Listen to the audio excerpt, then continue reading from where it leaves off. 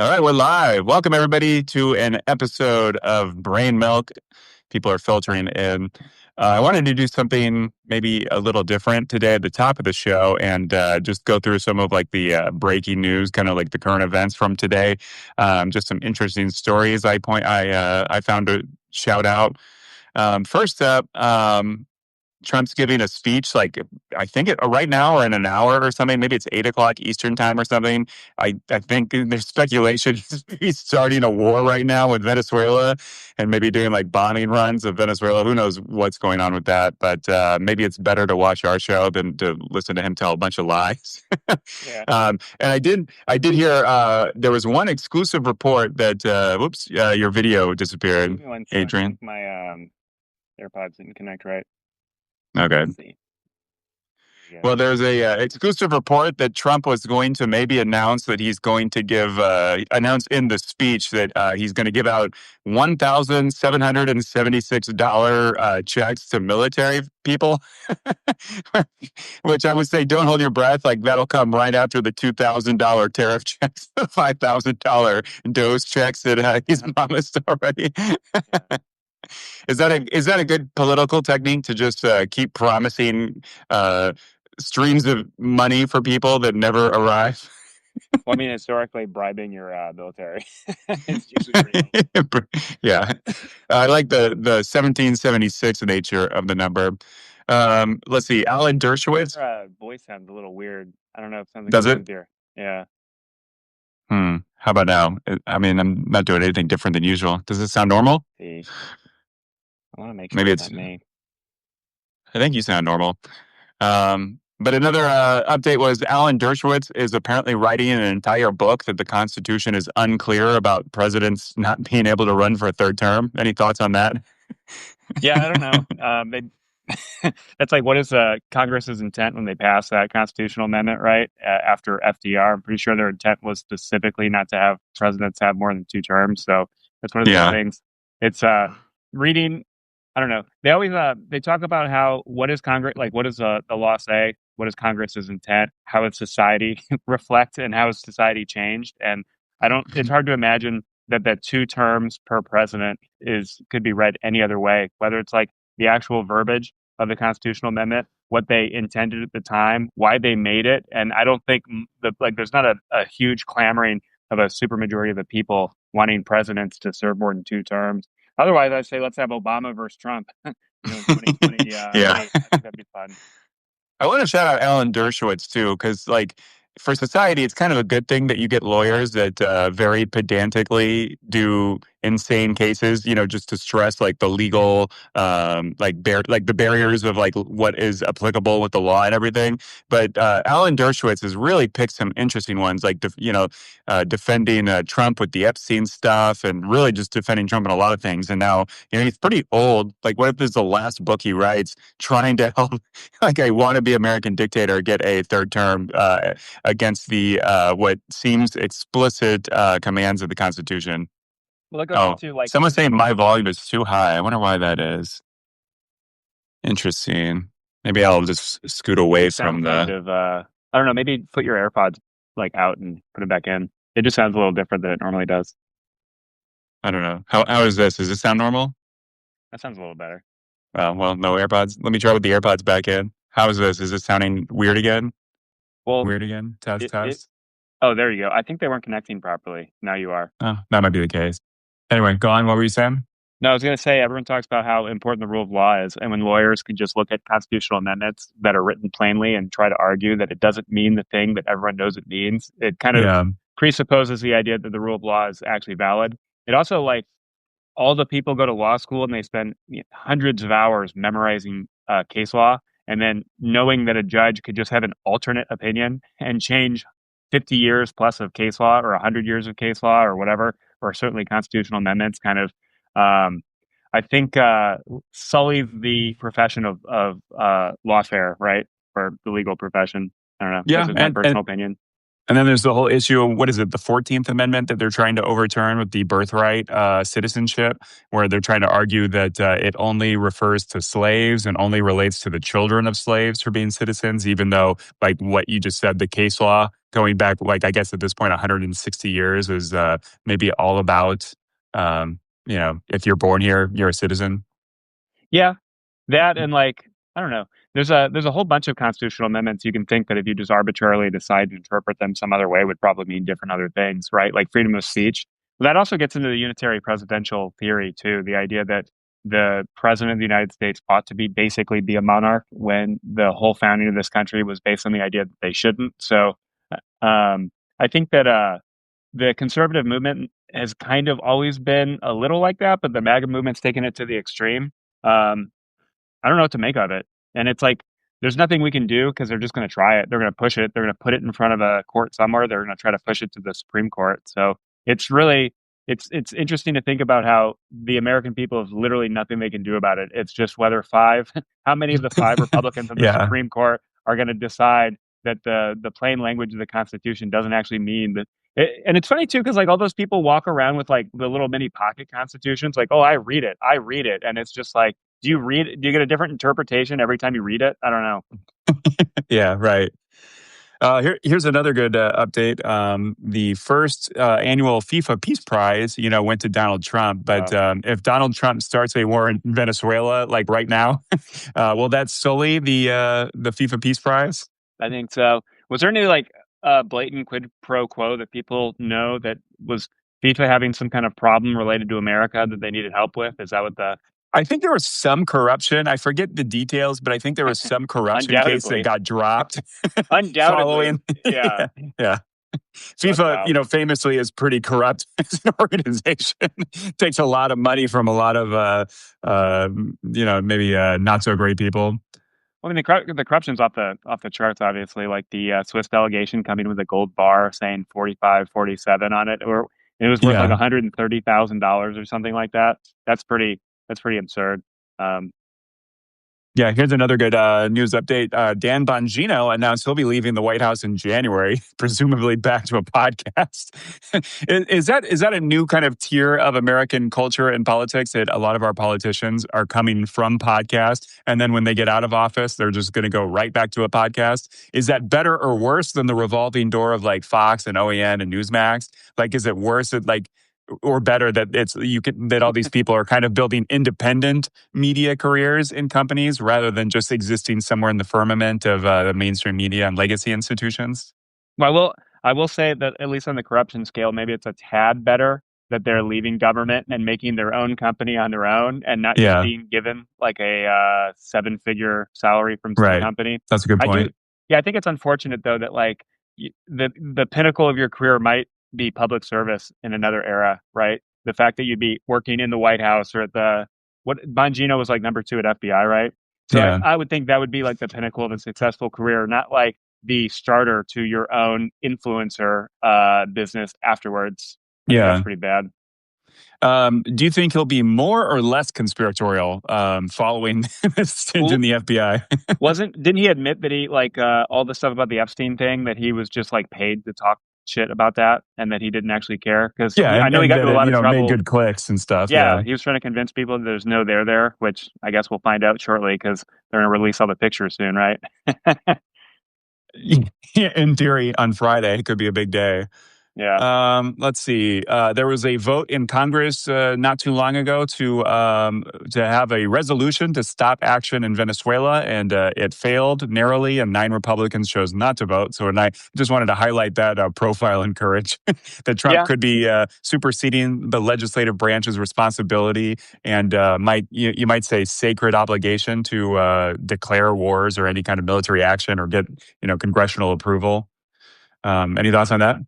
Yeah, I think it's pretty bad that that's another one of the things that people talk about the founding fathers, the Constitution, all that stuff. And like the idea that the president can just unilaterally declare war, unilaterally wage war, more importantly, because the Declaration is obviously the act of Congress, but that is so far from the spirit of the founding fathers and the Constitution. Right. I think it's just obviously one more piece of evidence that the Congress and Republicans in Congress have no desire to wage any to use any of their power for any purpose other than sucking up to Trump. I guess the only sign that something is changing is those 4 Republicans who are probably going to lose their House seats bucking Mike Johnson Yeah. and voting for like what is it? Just 218 vote to basically force Congress to at least have a vote on the Obamacare subsidies, right? But I mean, that's like the whole thing. Although Like, that failed. That failed today too. Mike oh, it did. Johnson and the Republicans pulled. They stopped the voting before all the Democrats could get their votes in. So it like narrowly failed. I thought A they little just bit had to of a sign on to the discharge petition. Is it not a no. discharge petition? I think they did that, but I think they rushed to vote, and I think they just announced that Congress is actually canceling all the votes that were scheduled for Friday. And so after tomorrow, they're going on vacation. Convenient timing to not have to be in Congress for like the Epstein fallout, I guess, if those What a files joke. actually get released. What an Yeah. absolute And joke. then they'll now be on break until after the year. So, the Obamacare subsidies that failed to get renewed, that means all these people are going to have their, healthcare subsidies go, or healthcare prices go way up at the beginning of the year. Yeah, I don't get the logic of it. I was doing research for that article I wrote today, and just we're spending $500 billion a month, and they're not going to put like a couple $1 billion extra on the tab for the Obamacare subsidies. I don't get. It's like stupid politics. Like if they allow that to happen, there's going to be a lot of people pissed off at them, and it's going to be a midterm election without Trump on the ballot. So like all those Republicans who are like plus, R plus five districts are, you know, not looking pretty good right now Yeah, in a lot right. of areas of the country. So I don't get like the lack of concern for your own career, your own job, your own legacy. Like if you're about to get like destroyed in a blue wave next year, like you're running out of time to do anything important with your time in charge of like a actual position of responsibility in the American government. So I don't know. Yeah. Just a bunch of cowards who don't want to do anything and don't Yep. feel obligated to work on behalf of their constituents, let alone the rest of Yeah, to help their America. own constituents. Yeah. Speaking of that, Mike Johnson downplayed the effects of the Obamacare subsidies not being renewed. And he kind of shrugged and said it's only 7% of Americans, which, when you do the math, it ends up being like 20 to 25 million Americans who will be impacted by this that are on Obamacare. And, Yeah. the farmers that we are bailing out, I imagine the farmers make up a lot less than 7% of Americans. And we are bailing them out and giving them some sweet, sweet socialism because Trump ruined the soybean and pork export markets around the world by screwing over China.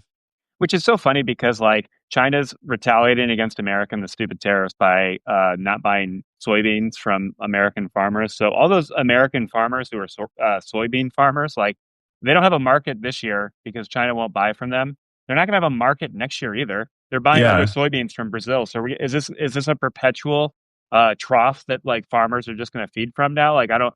Some of them will probably change like to a different crop, I imagine, but there's got to be some education involved with that. Like they have to figure out how to grow it. I imagine they've been growing soybeans really effectively and efficiently for a very long time now. The market was huge up until Trump's tariffs. So I don't know. I don't get it. Is this like the a farmer equivalent of learn to code? It's like learn to grow wheat or something. You know what Yeah, I mean? Like maybe. hashtag a bunch of pissed off farmers now gonna.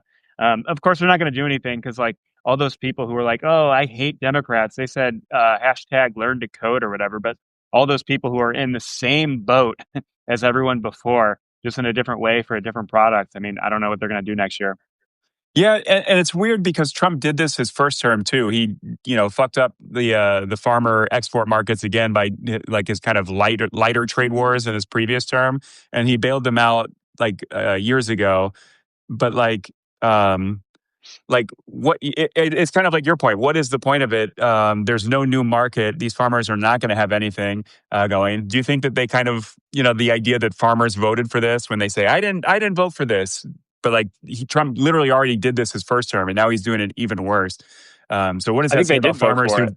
Yeah, but what does it say about the farmers who voted against their own livelihoods and careers and family farms just because I guess liberals are annoying about like trans issues or something? Like somewhere in some city a trans swimmer got fifth place, so they voted to destroy their own livelihoods or something. Well, it's weird, right? Obviously, people vote on multiple issues unless you're probably like a gun nut and like the you see all those bumper stickers of people like I vote only on abortion or I vote only for gun rights and stuff. So most people, though, I feel like vote for multiple things. So obviously, when you're voting for a multitude of cultural issues you feel very strongly about, that might influence you more than your concern for your own economic well-being. There might not be an understanding of how your vote might affect your well-being too.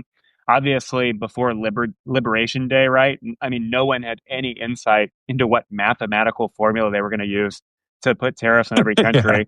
And like, Yeah. even if you are like, oh, imagine a variable that's going to calculate how every country has tariffs. And it's like, well, are there dumb variables in there that don't make any sense? Not many people would have imagined that. And it kind of goes into the Susie Wiles thing that was it Vanity Fair or whatever piece on her Yeah. talking about how like there's a lot of policies being pushed and passed without full discussion by people within the administration. So that's great to know. So like the loudest people with the strongest opinions who are probably the most wrong are just like bulldozing their way forward and things are getting passed, uh, which is Well, not and good. there's so little leadership that oftentimes people are trying to do the same goals on different tracks. So, like especially in foreign policy, you get Jared Kushner and Steve Witkoff going on to all these countries and getting these like crackpot deals that are not at all that like Marco Rubio doesn't even know what's going on, and it's not what the State Department is working on. So it must be really confusing for all the countries that are trying to do right by America and try to figure out what Trump wants, but it's just kind of an impossible task.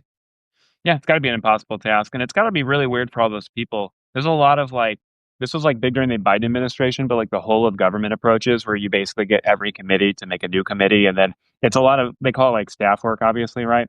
So you do tons of staff work and then things go up and then you have to get input from 1,000 people. And then 1,000 people have 10 comments each. And then they have 10,000 comments on a 4-page document. And then you have to like, and then, so it's basically a lot of staff work that's really important to how the government functions coherently.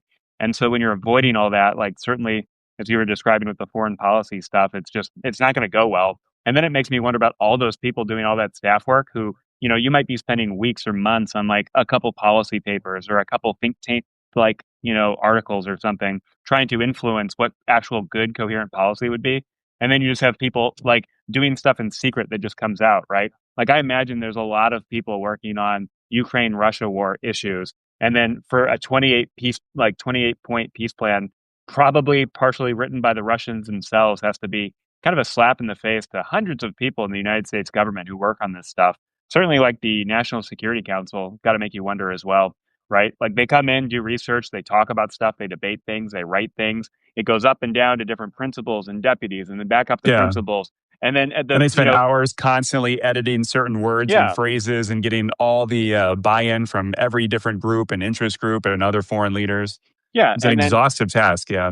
yeah, absolutely. And then for like just random things to like leak out piecemeal. And then it's like, oh, we have this whole secret plan over here. And then for all we know, like there's probably like World War I type secret agreements between like the Witkoffs and people in their family and their orbit trying to just make money and I don't know, steal resources from Ukraine at the end of the day. So I don't know if that's true, but I have an assumption that like something Yeah. like that would happen. Well, if Jared Kushner is involved, I'm sure it's not for the actual benefit of like Russian citizens or the Ukrainian government or anything like that. It's just all like back end deals.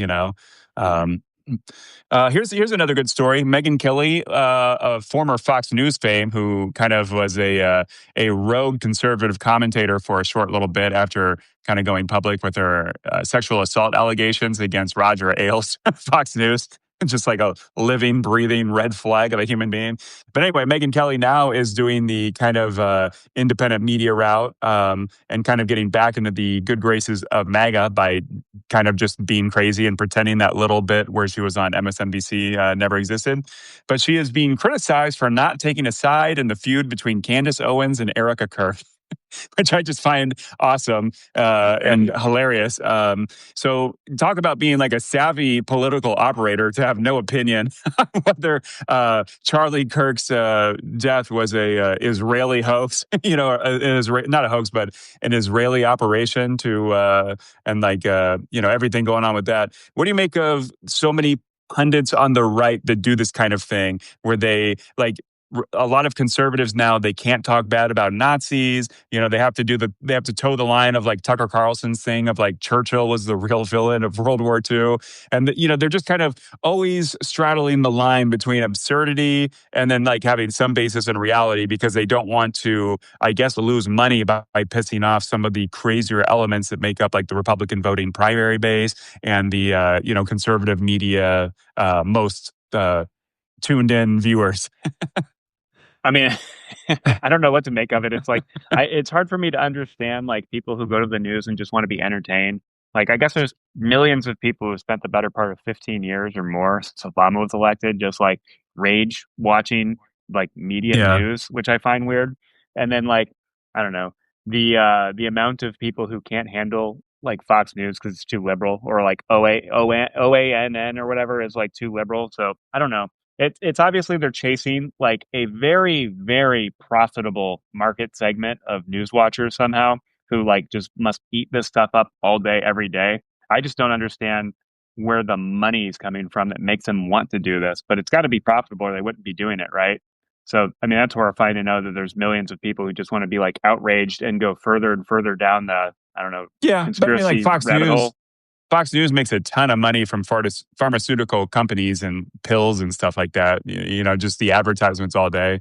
Then you get the foreign actors that are kind of laundering money. Like infamously, there's that whole group of conservative pundits that were Oh, yeah. paid like ridiculous sums of money, and they all claim they had no idea where the money came from. But surprise, Russia. I mean, like, just on the face of it, just getting that much money just a podcast. I mean, it's ludicrous. I seriously question the judgment of someone who gets money from a nondescript, unknown source and was like, "Yeah, this is fine. I'm sure this is above board." Doesn't question it. It just doesn't make sense to me. Like, what do you think about Yeah. that? Like, how Well, many on that people? note, on that What? note, Russia or George Soros, Yeah, if you're listening, I'll take a lot of mysterious money. Get $100,000 for every one of these conversations. yeah. Uh, that would be great, but I would seriously question why Yeah, why. But right.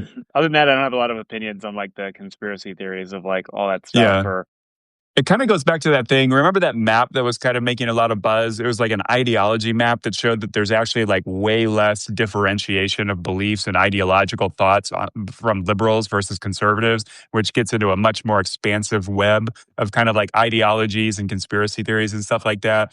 you But said there's less ideological diversity among the among left. liberals, yeah, on the Hmm. left, because I think Republicans are much more kind of kowtowing to like Nazis and flat earthers and religious fundamentalists. And I would say, especially in the Trump era, there's way more conspiracy theory peddling. Certainly when you look at things like QAnon, that happens way more on the right. And I think Republicans are way more permissive of just kind of wild ideologies that I would say that this map is maybe suggestive that more liberals live in like reality. And the monoculture on the left side of that spectrum on that map is maybe indicative of a little bit more reality based living.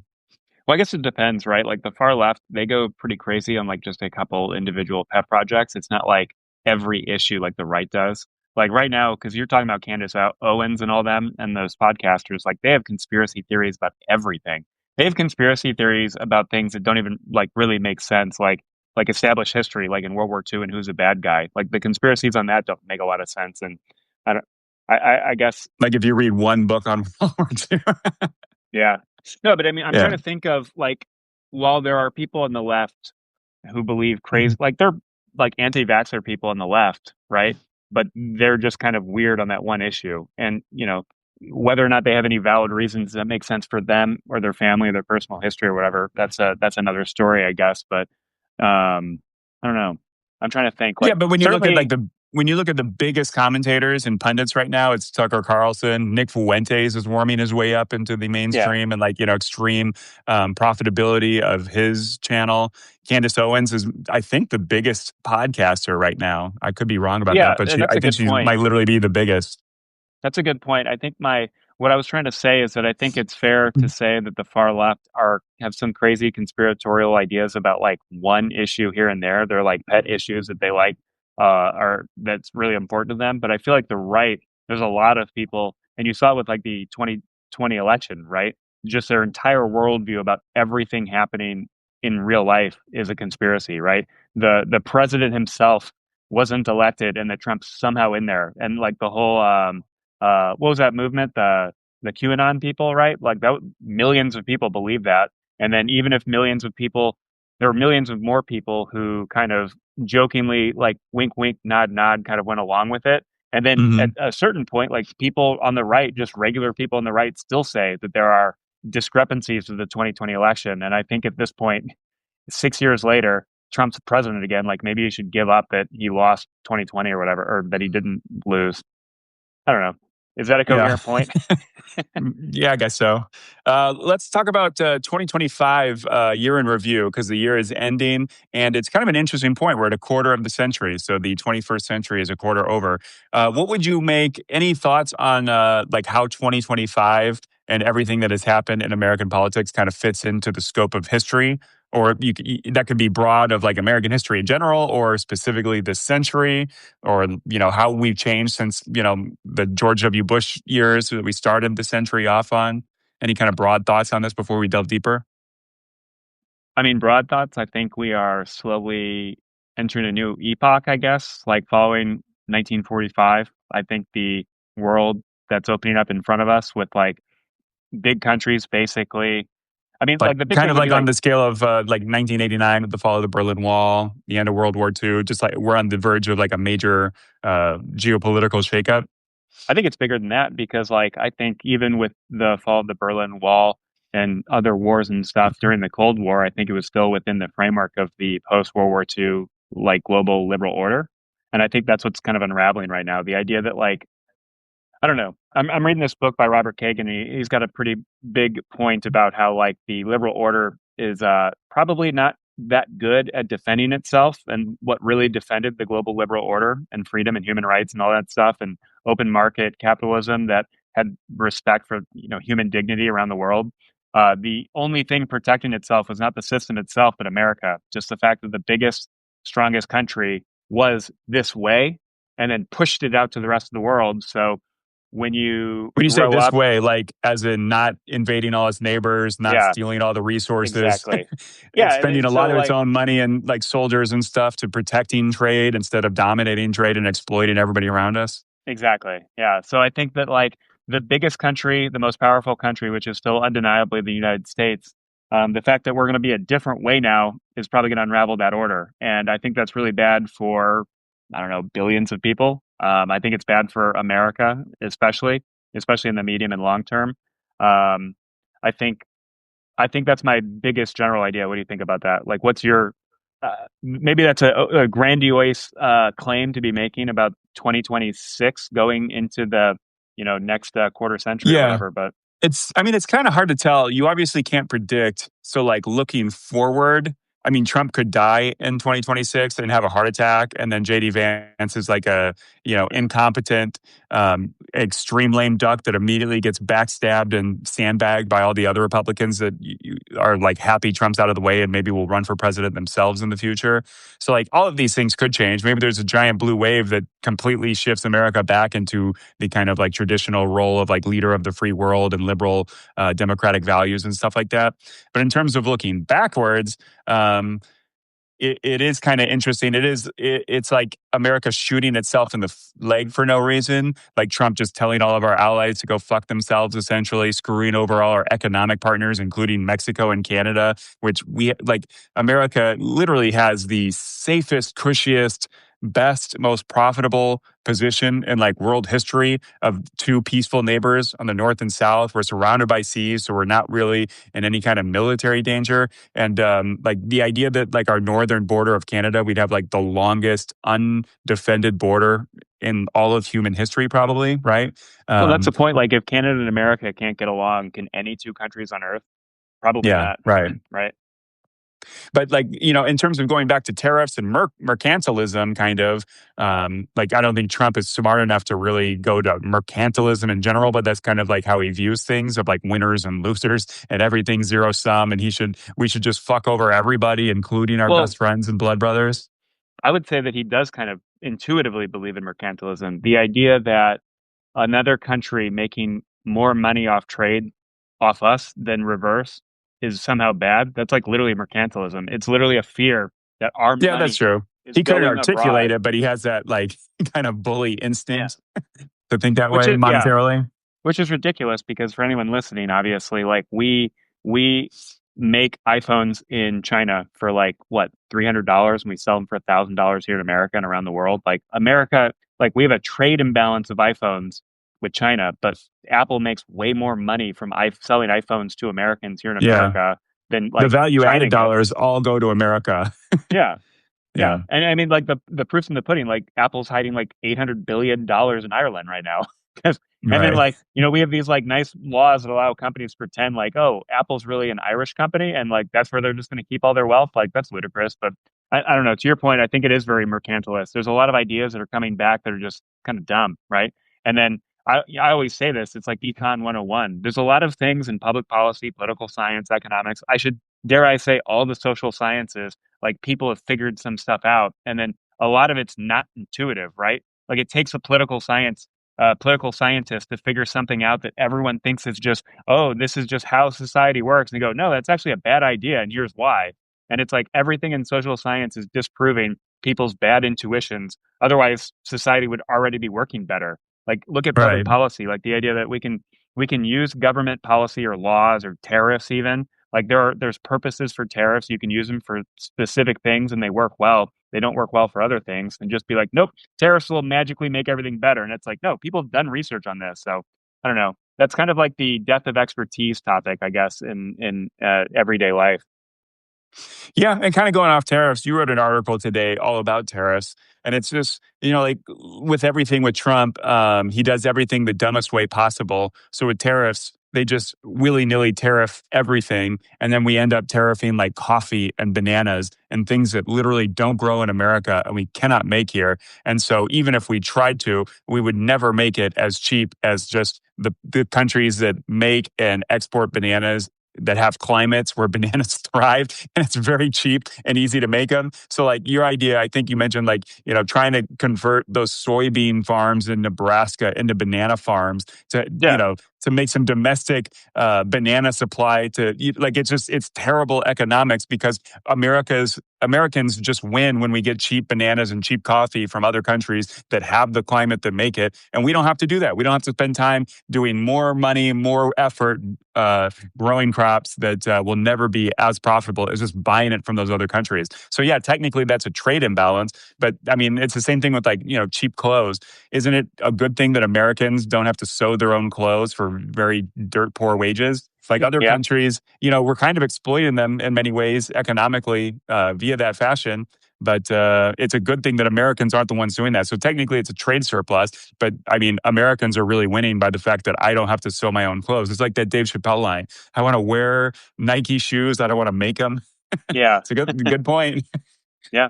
No, that's yeah, it's just weird. I think there's like, the, well, I don't know. I won't go further down the rabbit hole, but did you have any other ideas in like the 2026 starting, like what the previous year is going to show for the future or Yeah, I indicate? don't know. It's something that we are lucky Trump is so incompetent and stupid and lazy and like uneducated on all of these things because I feel like a lot of times liberals' fears and Democrats' fears of like what could go wrong are maybe a little exaggerated just because they are so incompetent and so self-defeating on so many things. Like What Trump's do you mean by that? popularity. Well, like Trump's popularity is so low right now. He's not like take something that he's like marginally successful at, right? Like he stopped immigration at the border, right? He like pretty much sealed up the border. And so people would be supportive of that and I guess happy, but he's going so ham on deporting people in the most like brutal and offensive ways imaginable, like tearing mothers from their children in like school lines and arresting people that are about to go through their like citizenship test. He's doing everything in just the most like shameful, unpopular way possible where everything is so self-defeating. And you look at his foreign policy, it's not like Trump, like that Russian plan. You think Trump had anything to do with any of that? He knew any of those nuances? He's claiming he's stopping all these wars that he can't name the countries. Ostensibly he's been, it's just like everything is so stupid that like the things he says he wants to do. Like, Well, it's not here's, stupid, right? It's just self-defeating based on other well, values. I'd say it's stupid, but Well, no, yeah. I mean, their goal. I mean, yeah, I mean, I don't like it. I hate it. Their goal is to get immigrants out of this country who don't belong here. Now, are they doing it the dumbest way possible? Like the argument, yes, showing up to a Home Depot and then accidentally, like, basically terrorizing a bunch of American citizens, in my opinion, that should be illegal. And I feel like those ICE members should, like, pretty much get fined and go to jail for that shit. But, like, I don't think Trump is necessarily ordering them to do that. I mean, I think a lot of that's probably Stephen Miller and the people around Trump. But But that's kind Steve, of exactly my point. Trump is not, he doesn't manage it all. It's like yeah, he's so but it's beyond. self-defeating because he's not, ironically. It's self-defeating to, like, for example, they say, oh, we're going to get the worst of the worst out of this country who shouldn't be here. But then, like, they set up arbitrary 3,000 a day arrests or whatever around nationwide. So, like, they're just, it's like incentives, right? You have it, it's like whatever you measure is what people are going to do. So if you say, all I care about is the sheer number of arrests, well, just fucking show up to Walgreens and arrest everybody and count them and then just release them all. Like, Yeah. that's just what you're going to get. Like, it's like the expense reports. Oh, all we care about is the number of expense reports we do week in and week out. Well, you're going to get 500 expense reports and no one's going to have sold anything. And the company's going to, that's why I say it's self-defeating. It's not stupid. Like, their goal is to get people out of their country. They just go about it the pretty, like, uninformed and inefficient ways. I don't know. I don't know if we're really disagreeing here, but um, here's something. We can move on to what would you say Trump's 2025 achievements are? His first year in office. I mentioned the shutting down the border thing. Probably a lot of people are happy about that. But we did have the longest government shutdown ever. Second place was Trump's first term. So, of course, his idea of being a great deal maker is pretty stupid. And the scoreboard does not show that. He expanded. I don't think a scoreboard shows that more people around the world respect America more. Well, he claims they do. Yeah. Yeah, I think they just think we're crazier. Trump's other achievements, I guess you could say he expanded the war on drugs. I mean, haven't we learned a lesson on that for 50 years now? I don't know, did we talk about this one time? I read a funny thing. It was talking about the chief of, I think Reagan's chief of staff one year. They were talking about like ramping up the war on drugs, and like a bunch of people were in a meeting together or something, and they were like, oh, isn't this great? We have the biggest bust of drugs we've ever had. Isn't that great? And the chief of staff said, I'll give a fuck when you understand supply and demand. And it's like, yeah, it's another self-defeating thing. You want to get drugs out of this country. It's like, yeah, why don't we just bomb boats in the Caribbean? How's that going to help anything? I don't know. It's a very complicated problem. And if you don't understand public policy and have no interest in doing the work, you're not going to come up to an effective solution. Again, social scientists have figured things out over the years, and like you can't just like arbitrarily declare war on things and end it. We couldn't declare war on Vietnam. Well, I guess we didn't declare war on Vietnam, right? But yeah, I don't know. Technically, we didn't. Yeah, that's neither here nor there, right? The point still stands. I'm going to declare that I'm going to get all the illegals out of this country. All right, good luck finding them all. Are they going to willingly go walk back to Mexico? Are they going to turn themselves in? No. Yeah. Anyway, back to your scoreboard for 2025. Yeah. After that, let's see. I guess he's kind of holding on to farmers as a constituency by bailing them out with sweet socialism. I got one for you. Unemployment was 4% a year ago, and now it's 4.6%. So 6% of 340 million people is still a lot. I guess technically, I think those are based on working adults, so it's probably like 220 million or something. But that's still a lot of fucking people. And Trump is dismantling like all the streams of information and data that we collect about the economy, and then not showing to just hide the fact that he's wrecking the economy. I got another one for you. The $1.8 trillion extra he's spending more than we took in. So thank God we lowered taxes, got rid of a bunch of benefits for people, put tariffs on shit. That's what I love about it. Like, oh, the tariffs are going to solve our fiscal problems. It's like, great. How much are you making a month? 30 billion. How much are you spending a month? $580 billion. What a success. Yeah, Republicans once again are not cutting the deficit. They get into power by constantly blaming Democrats for the debt problem, and then do absolutely no cuts on spending except what they immediately offset with tax cuts to the rich. So everything they offset from the government, they just immediately give even more money to the super rich by giving them tax cuts. So it would be nice if Republicans one time paid off a little bit of the debt with the money that they saved from these cuts. But that never happens. Yeah. And what's really funny, too, is I heard an interesting thing about like the cutting of USAID while it was so self-defeating. Like, not only were they helping people for very little amounts of money, not only were they also feeding people with basically government subsidized food bought by American farmers? So, congratulations, farmers, you lost that. But also, they said that like USAID was one of the greatest things for spies to do their work and like get intel Oh on yeah. people on the ground. And Get it's like, access to countries and yeah, stuff. Yeah. yeah, just regular people who are struggling, need food. Like you get intel on like how societies are working and operating and like who's who. Like it's super self defeating. But what else you got on the scoreboard? Let's see. He stopped 8 wars. Yeah. Trump is a rare kind of person where he has stopped more wars than he can name. I find funny. He always has to pull out a sheet of paper and then mispronounce all the names of the countries when he's describing how many wars he's won. But among them, Israel and Palestine, there's still a lot of war going on despite the ceasefire. Still a lot of firing and deaths happening. And then Ukraine and Russia, we were promised on day one the war would end, and now we're like somewhere in the middle of laundering Russian demands and acting like it's some kind of a mutual agreement. But I guess that's still on the list, even though that one hasn't quite come to fruition. Mm-hmm. And then I wrote down a couple big whiffs. Remember when we started the year, there was a lot of buzz about Greenland and Panama. I guess Yeah. Greenland and Panama are lucky that Trump has been distracted by Venezuela now, and that he wants to steal Venezuelan oil more than he wants to steal Greenland's minerals and land, and then the Panamanian Canal. Doge was a giant, wasteful, insecure fraud. A lot of our data was, insecure. He promised $5,000 checks might be coming because of it, which again, when that was happening, he was saying that, I was like, why don't we just pay the debt off? Why are we going to just give all this money to Americans when the debt is the problem? And that's why we're doing Doge theoretically. And then let's see. Elon Musk recently bitched about, I guess, kind of, there's a point on this, but Elon Musk was bitching that people are stealing from the government. And then people did a quick fact check that probably no one in the history of America has ever gotten more money from the government than Elon Musk. Right? That's hilarious. And he's not even a legal citizen, right? Like it's dubious how he got here. He was probably, working when he shouldn't have been. He didn't have a work visa. Like his route to American citizenship was a little dubious. So a lot of irony all around on that. Yeah, that's pretty ironic. Yeah, he's plus like the idea that he could have a corporation and stuff, take over a corporation and run it as a immigrant too. Like I imagine a lot of the people around Trump don't want immigrants running companies. He's running like 3 or 4, right? Speaking of which, did you see the like robot thing? I saw this funny thing.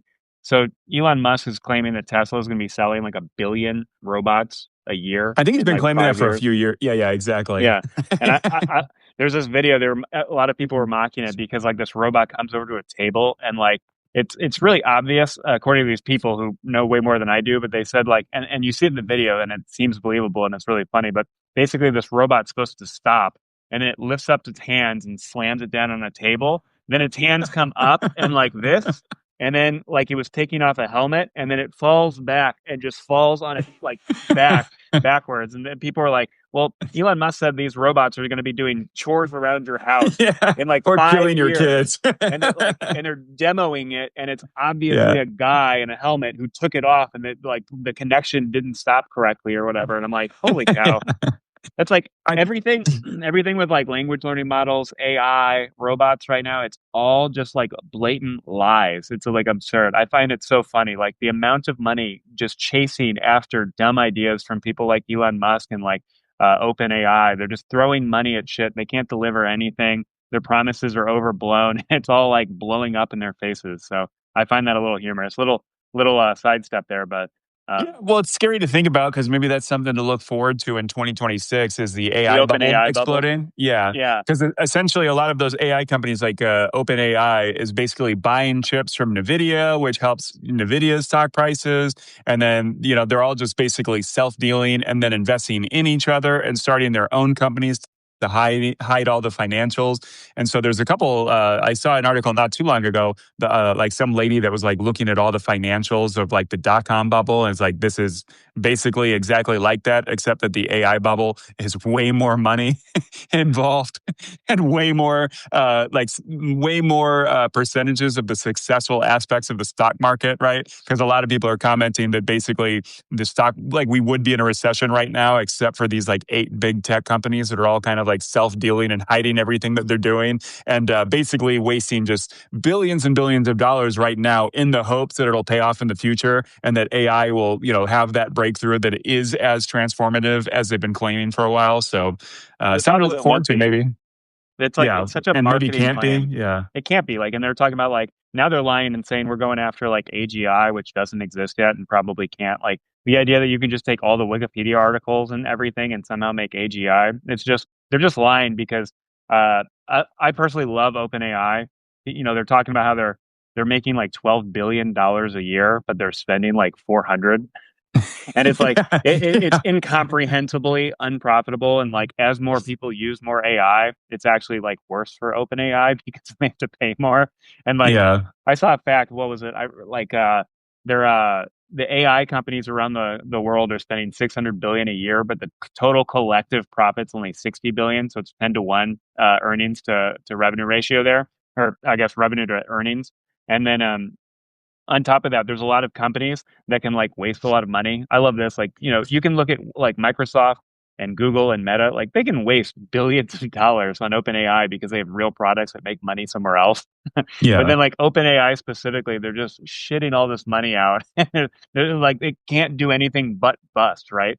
And then you get into the whole accounting gimmicks, right? They're buying billions and billions of dollars of NVIDIA chips, and they're going to start depreciating immediately, and they're going to probably declare them assets so they can hide some of their liabilities. I just can't wait for it to all go bust. Well, I mean, I can because it's going to be like the Great Depression, probably.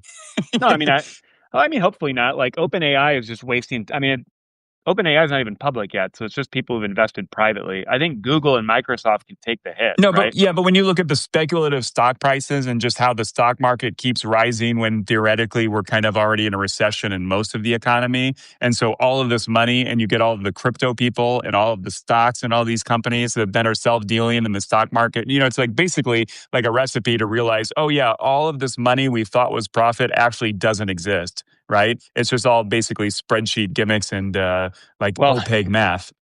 Well, I'm glad then by the time that it finally like pops, they're going to replace the Fed chair, who will probably not do a safe landing like Jerome Powell was able to do twice. So Now, that'll speaking be of that, horrifying. the Fed, I think I just read that the Fed actually reappointed like all the other chairs. So even if Trump replaces Jerome Powell somehow with like a stooge, Well, his term's it's up going to. pretty soon. No, I know, but I think it's like the term is like passed because they just reinstated like all the other Fed chairs. So there's still a majority of like sane, normal people that Trump would not be able to replace because all of these people that just got reinstated, all the Fed chairs or whatever, not the chairs, but the Fed people, their terms are up after Trump will no longer be in office, theoretically, unless he runs, unless everyone goes with Alan Dershowitz's book and lets him run for a third term. But we'll see. Yeah. That's the thing I think most people don't appreciate, like how lucky. We've talked about this before, but like most people don't understand what the Fed does, let alone what they're Yeah. supposed to do. And all they're really supposed to do is just tackle inflation and unemployment, and that's like the only thing they can do is lower or raise like rates.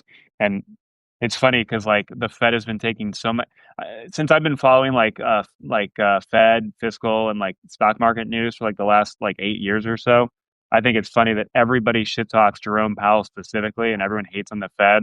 And then like the Fed has been doing so much good and protecting Americans from like And what, protecting Trump yeah, from protecting his own Trump. Like, machinations. yeah.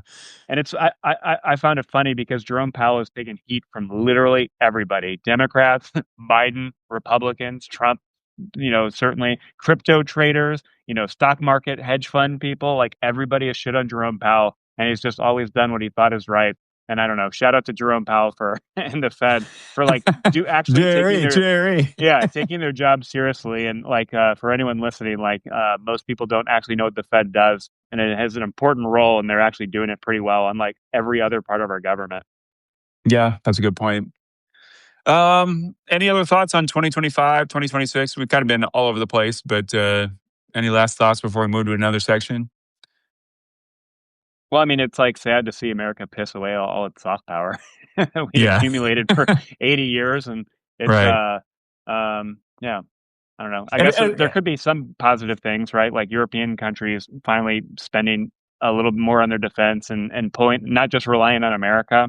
Like having additional countries with some capacity to do anything would be, I think, beneficial. Now, do I that's think true. that's like a Yeah. win for Trump? Did he do it in the worst way possible? Yeah. Like, but is it a And good outcome? unintentionally Yeah. have a good outcome. Yeah, yeah. Yeah. A big thing on that is the European Union has kind of a lot of reinterpreting of their own cohesion to think about in the coming years. So, like right now, it's a big issue that it's easy for America to kind of dominate the European Union and tell Europe what to do. But if America is not providing that leadership, money, military umbrella, nuclear weapons umbrella, things like that, the European Union is kind of not quite cohesive enough or maneuverable enough to really become its own bloc, kind of like on par with like a China and India or the US because of the makeup of the European Union. So like right now, even things like just getting money to Ukraine is being, being stalled by Orban and Hungary, Serbia, individual countries of Europe can just totally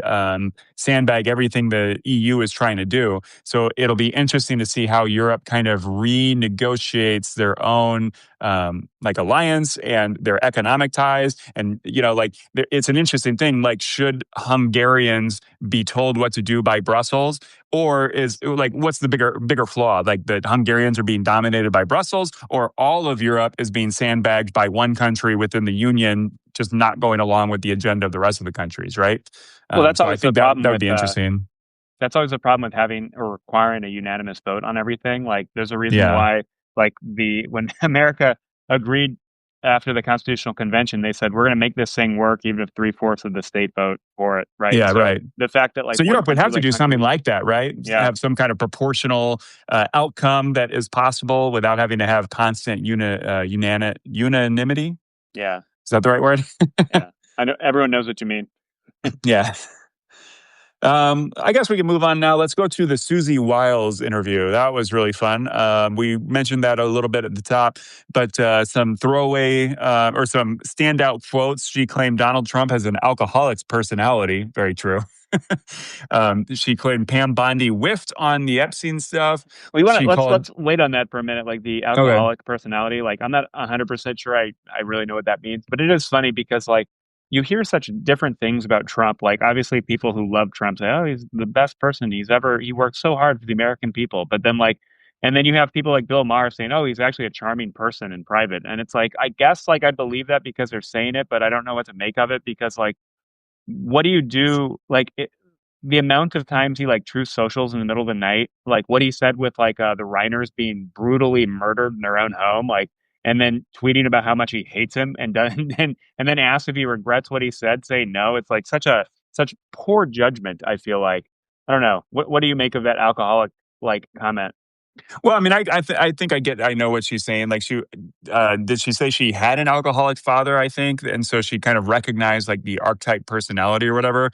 But just that like alcoholics are like all over the place. They're extremely irritable and can explode out of nowhere and just have like not a very stable kind of temperament and things like that.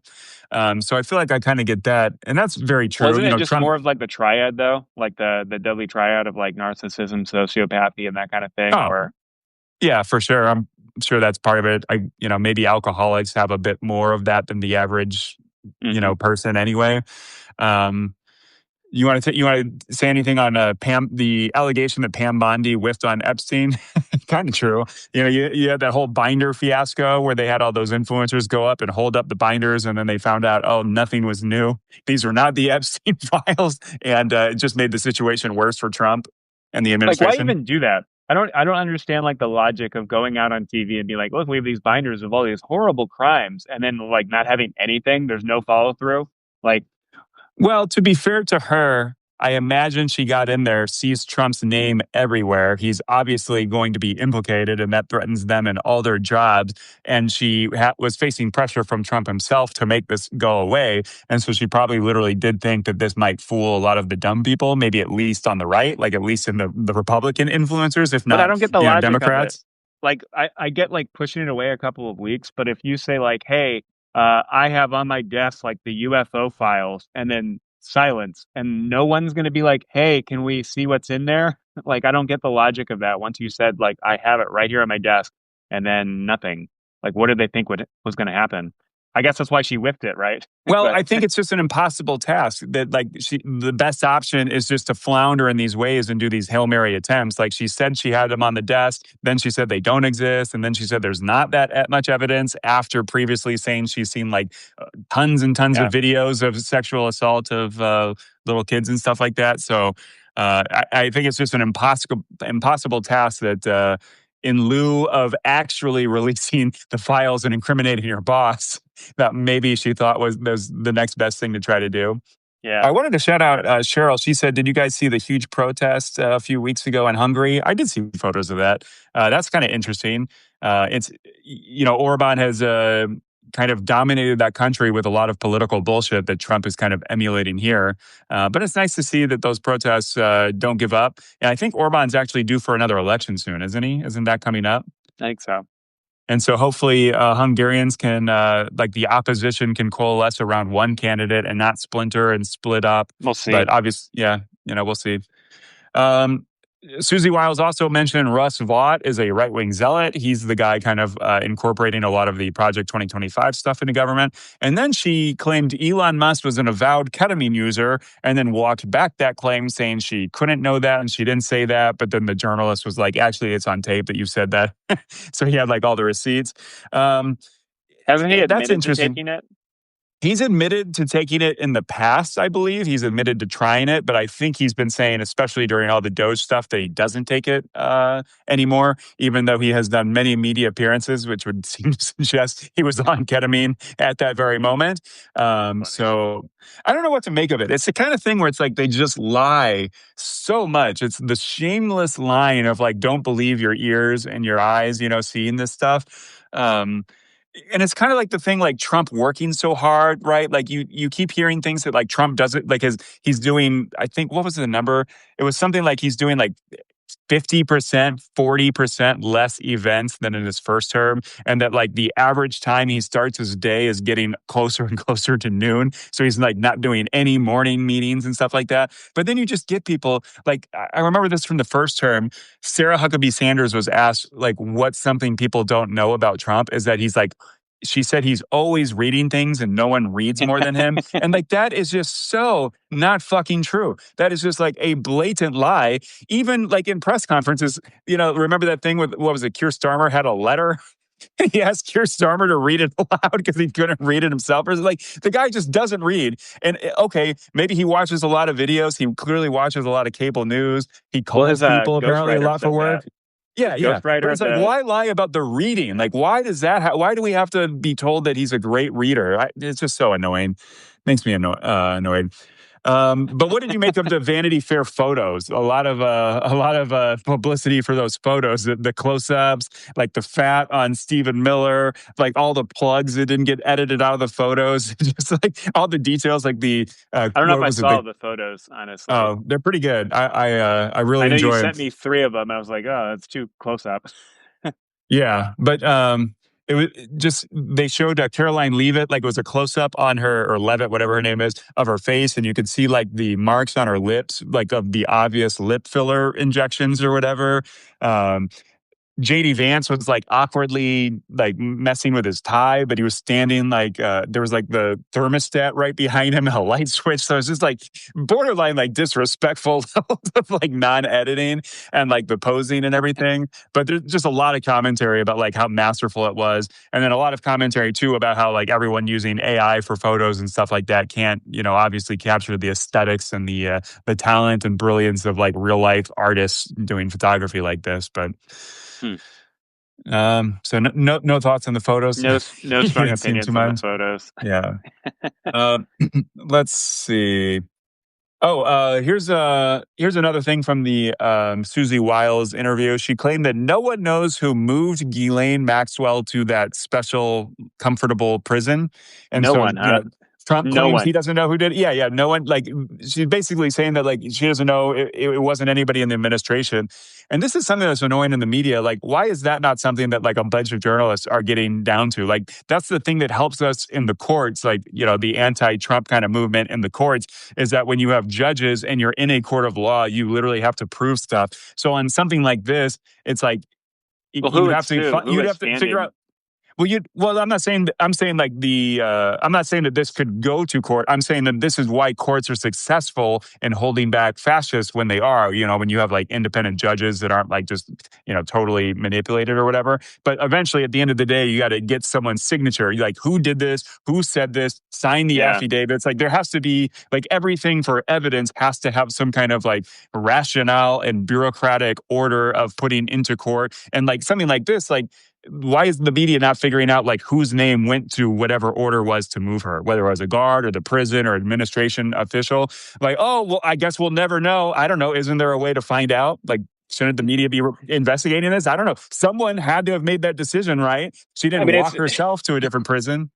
it's so funny to imagine like just like the opposite. Imagine Republicans like anger if like Hunter Biden was in prison and then got moved to somewhere nicer, and then like, oh, who did this? And Biden's Joe like, I Biden's don't like, no know. idea. Like, It's a real imagine mystery. the rage. Oh my gosh. Here's a good one. There's a lot of rumors of some firings coming up. So Chrissy Noem might be on borrowed time. Pete Hegseth is kind of floundering. Dan Bongino, of course, is walking away. A lot of people are upset and not happy with Kash Patel and the FBI. Even Pam Honestly, like Bondi has kind of been floundering. that's Yeah. amazing to me. What a shit show. Like the fact that like you're working for the federal government at the top echelons of power for like the FBI, at the White House, all this stuff, and then people just walking away. Like it just that boggles my mind. Obviously things aren't working very well there, right? Like why would you want to leave working for the White House? Why would you want to leave? Like Well, I think especially in like this case, I think this is probably people being fired. I don't think Pete Hegseth and Christy Noem and Pam Bondi are going to like volunteer to leave. You know what I mean? I yeah, think they're that's going to true. be That's fired. probably That's the fair. rumors. Yeah. But another thing is, But I get your bad point. Like politics. Dan Bongino, like why is he leaving the FBI? Like that, like your point earlier, that would be like a lifetime highlight that would go on your tombstone that you serve the public in such a high position. Yeah. And he's just But that's like, the funny yeah, thing. this isn't fun. My Yeah. podcast is better. That's like it goes to show that like everything Trump touches kind of dies because like Hmm. imagine doing all this shit that like Pam Bondi's going to do for Trump has been doing for Trump, and then she's going to get like unceremoniously fired anyway. Like that's embarrassing. And then like that's your whole legacy at that point. But I guess we'll see. I think it's bad politics that they're going to wait until after the midterms. I think that's good for Democrats, obviously, but I think Well, it's no, a lot funny. of these Like, firings they're expecting maybe in January, like at the beginning of the year. Maybe oh, some of okay, them will go, maybe some of them in the midterms. It's hard to imagine. I don't know. I have to imagine that the military officials are just so fed up with Pete Hegseth being clearly in over his head. And the FBI cannot be happy with Kash Patel. And then there's all the scandals of Cash like the Patel's like at money. the food. Yeah. It's So literally I imagine those two can't last another full year. I could be wrong. I don't know. I guess we'll see. But it surely is a testament to Republicans' just like utter failure to withhold their like responsibility and obligation to advise and consent to these like terrible people. Like, what is it? Bill, what's the guy's name?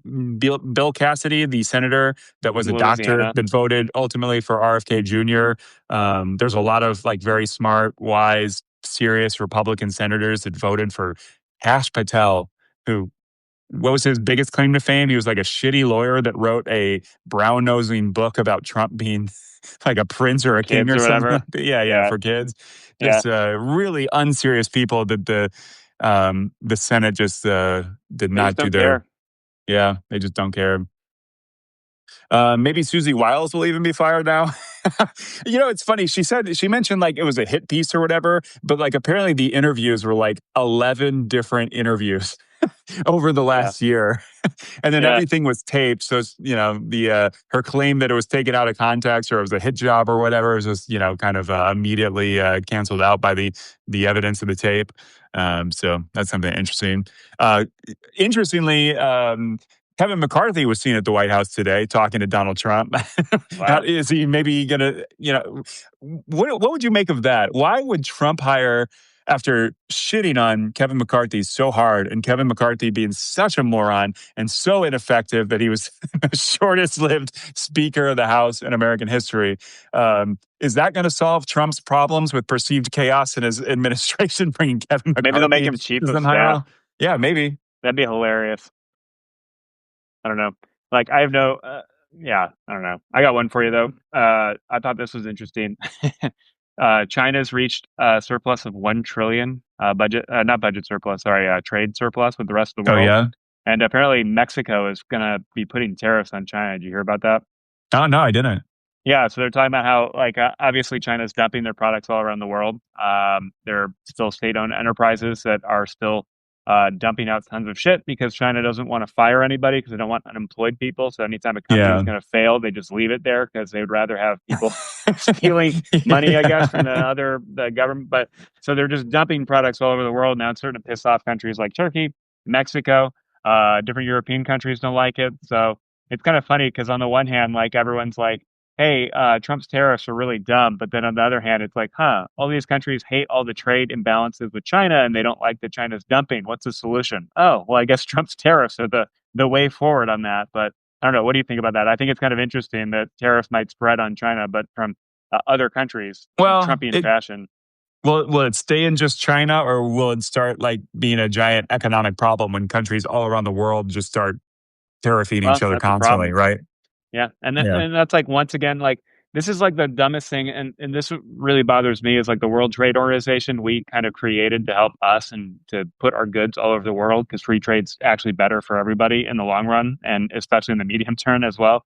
But like, just the idea that like the World Trade Organization allows you reciprocity and you can tariff other countries that have unfair trade practices. So just the fact that like America under Trump couldn't get with like the rest of the G20 or the G7 or the G whatever and actually do something and fight back on unfair trade practices. It's like that's one of those things that like countries like China, Russia, they do tons of stuff constantly on the margins, right? And no one thing is like enough to really have like a forceful response from any government. But like once you take it in its totality and they do it for like 25 years, it really annoys me that we don't do anything about that, right? China's been manipulating its currency for 20 years, or probably more than 20 years, right? So they've gotten themselves in a position where they just dump money for any factory exporting things because what China does every time they have any financial or trade problems at all, their one solution is always just export more, export more. Yeah. Oh, we build all these ghost cities. What are we going to do? Export more. Like, oh,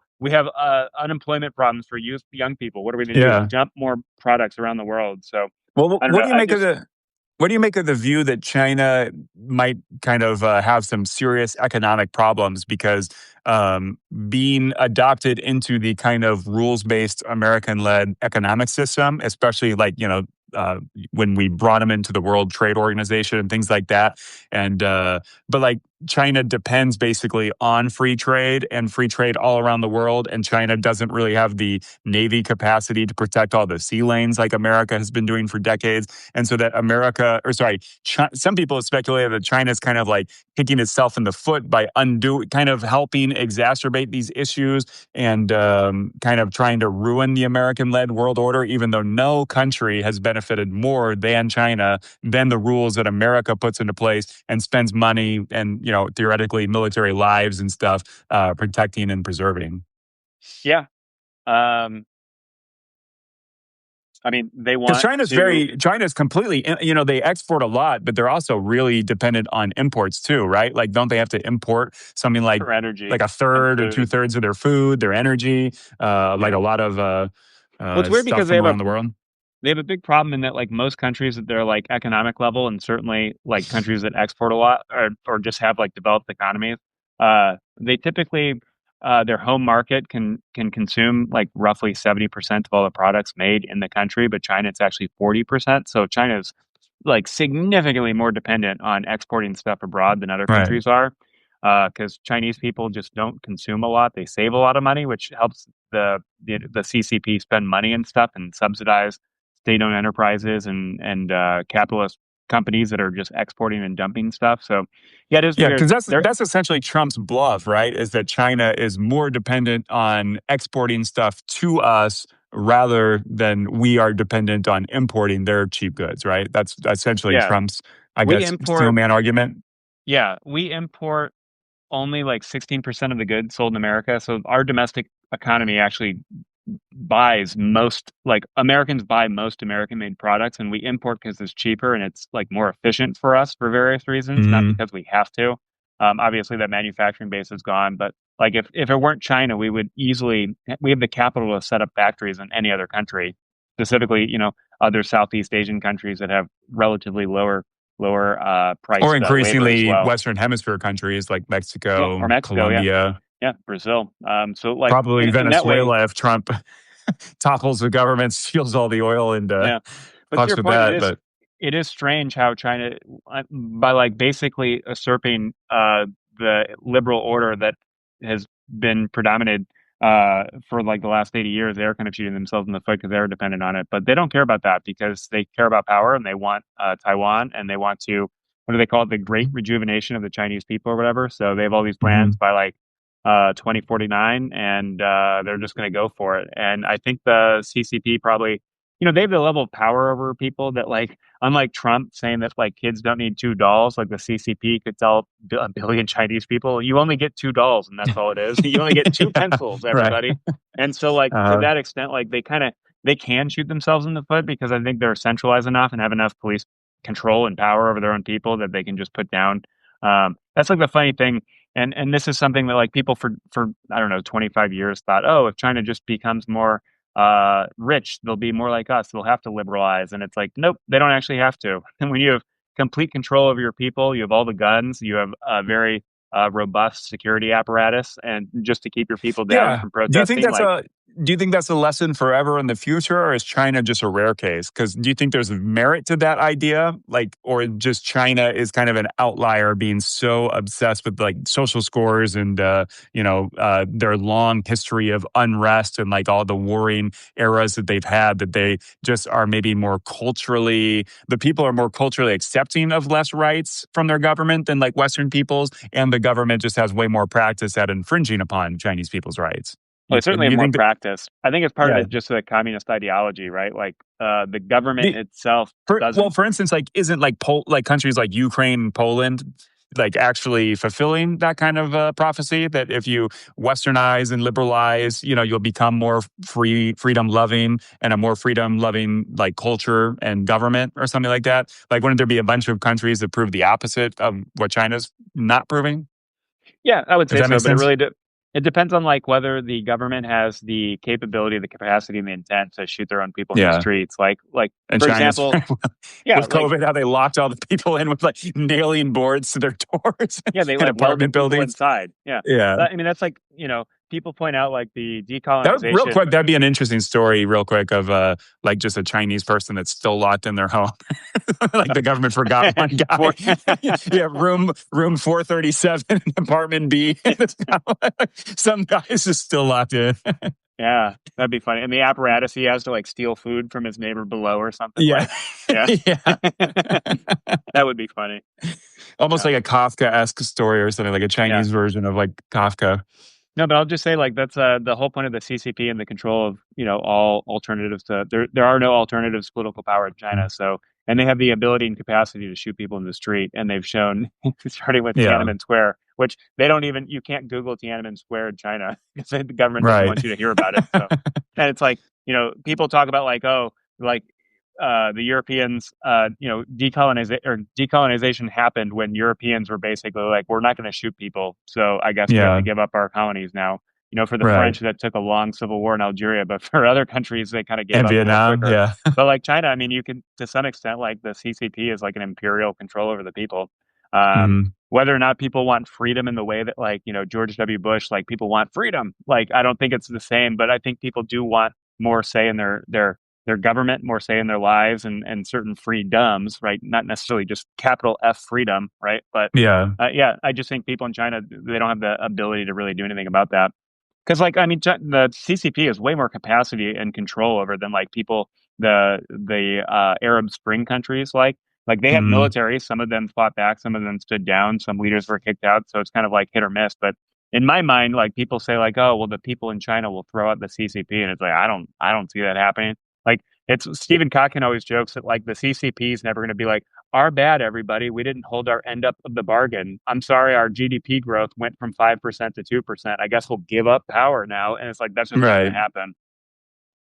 Are you familiar at all with like potential power struggles now that Xi has kind of like made himself into like an emperor like figure where he's kind of kicked out a lot of his underlings and anyone that could kind of contest his continuing pursuit of just total control over the government?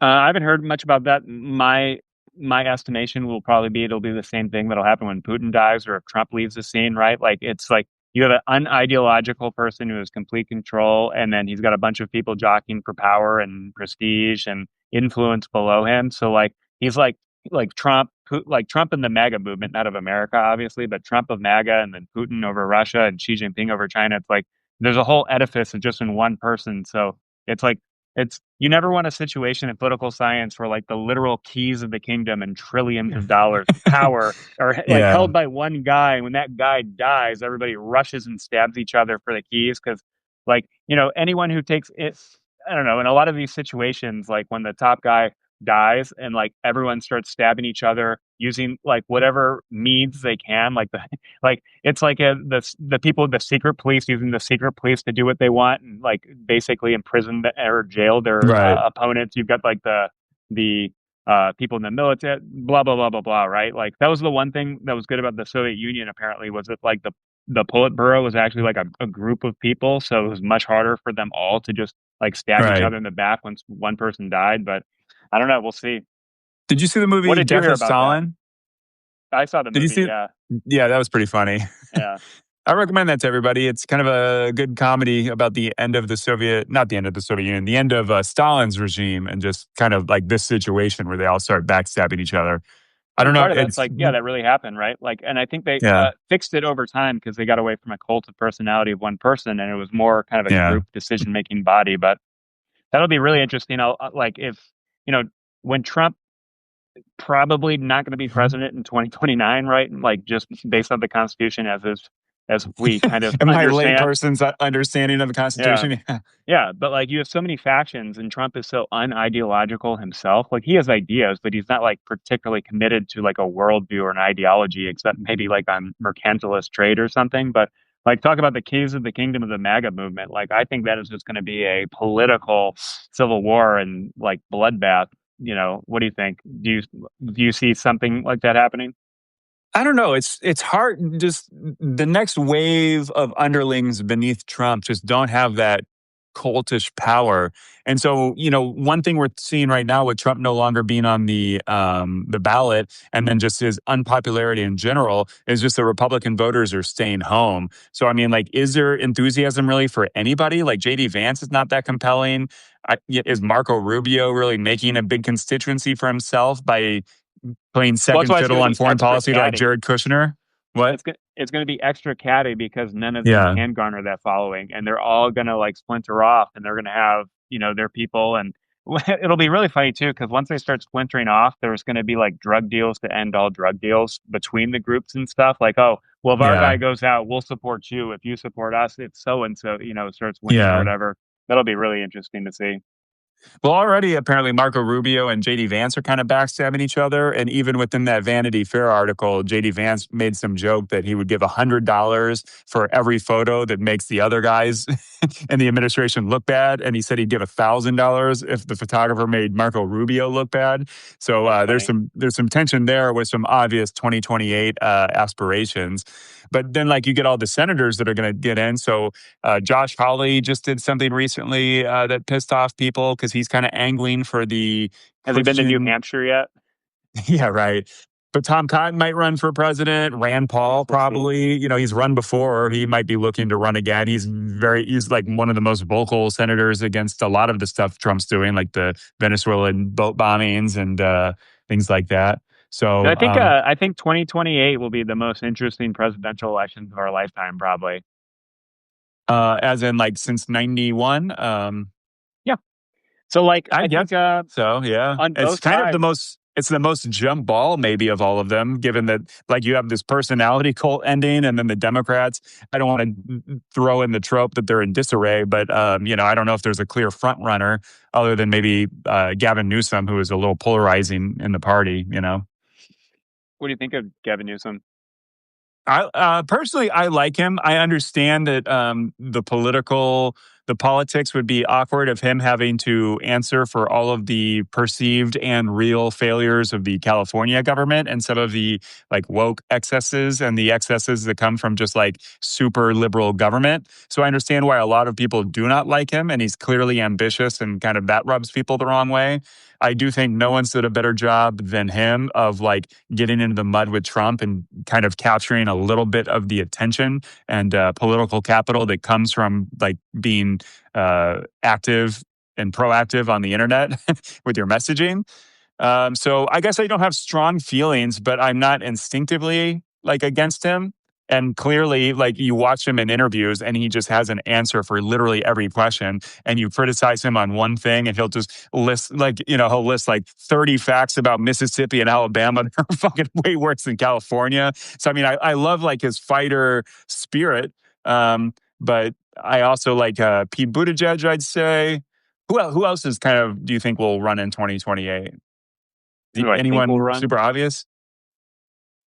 I like Pete a lot. Like he's super smart. He's clearly like good at the job. I liked a lot what he did with the Department of Transportation. He's a good messenger, and it's nice to have It would be nice, like people say that like Americans kind of typically will pick the exact opposite of the previous president. So like going from George W. Bush to Obama to Trump to Biden, it's like a lot of their personalities are kind of diametrically opposed, right? Like Obama was super professorial, where George W. Bush was kind of a shoot from the hip, ask questions later kind of guy. And then Trump, obviously, like just a complete ideological reversal from Obama. And then you get Biden, like this caring guy that like is trying to bridge the gap from all the divisions that Trump purposely did. I don't know if it was that effective necessarily. In many ways, I think Biden tried to be a kind of unifying president, but maybe he was just too old and didn't quite have the energy to effectively do it. As much as maybe he could had he been like 20, 30 years younger. And then going back to Trump again is obviously a giant reversal. So I don't know, maybe Pete being like just a really smart guy is a very good opposite from Trump being like a total idiot that knows nothing about anything and just goes off of his gut, rather than, I think, Pete would have some kind of consensus oriented work ethic. Well, so what do you think? Yeah.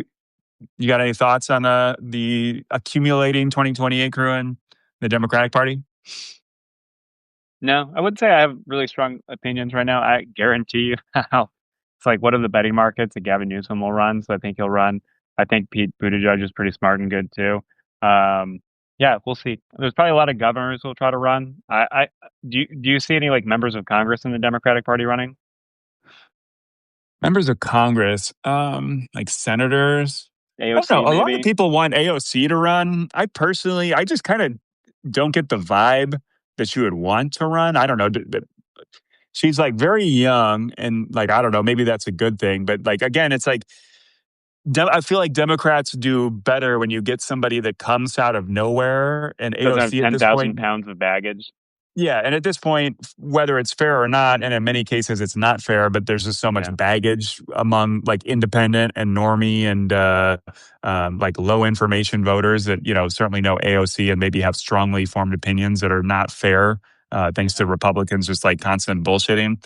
That's a good question though. I had one more thought here. Let's see.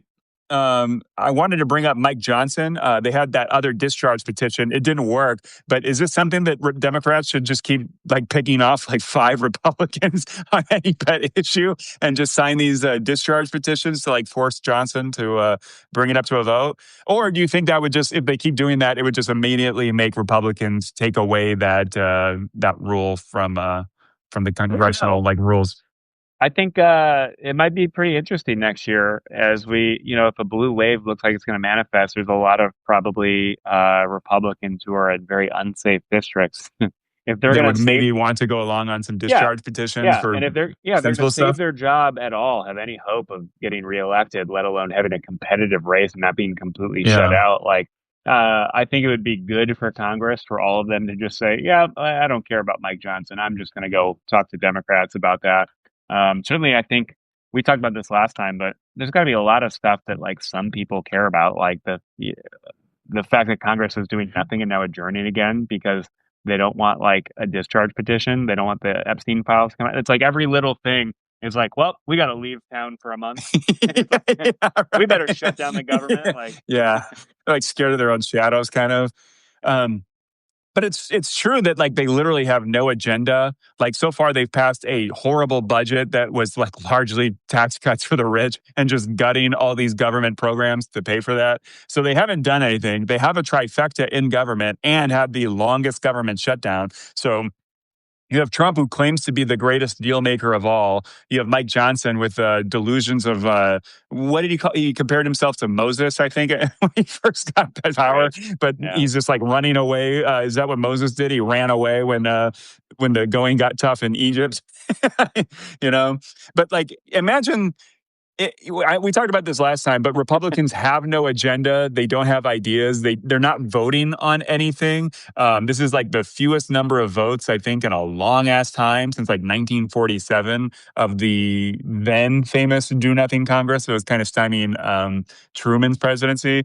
But like even going back to like Newt Gingrich, right? Like Newt Gingrich had an agenda. They had stuff they were voting independent of the president, who happened to be a Democrat, right? Like it was Bill Clinton the entire time while they're passing their agenda. And right Well, in now, that vein, they I was yeah going to say in that vein, to be fair, they have an agenda. It's called Project 25. They're just doing it within the executive branch slowly and surely, right? yeah, but that's my point. Is Congress themselves have no Yeah. agenda, and they're not taking any votes on anything, and they're not doing anything difficult or bold, and they're just I Well, don't certainly know. not bold.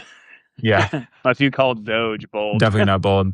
Yeah, setting up a government efficiency thing and making zero efficiencies. That was super bold. Yeah.